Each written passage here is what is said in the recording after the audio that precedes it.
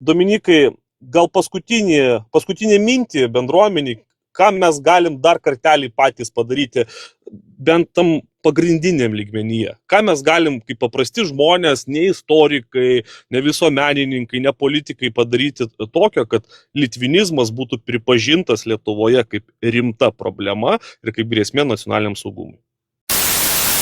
Ir yra šita mano paskutinė iniciatyva su baltarusiais, kur išsiunčiau tuos teiginius, išsiunčiau žmonių sąrašą. Tai brangiai, jeigu turit pažinčių, sakykit, prašau, tvirtinam.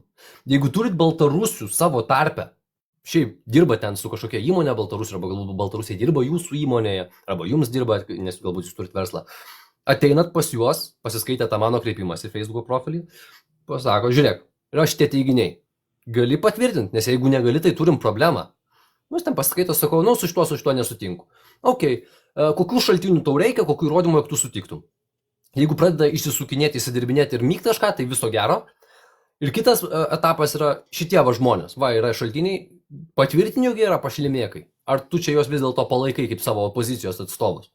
Jeigu palaiko, tai yra problema. Ir čia turi būti griežtumas.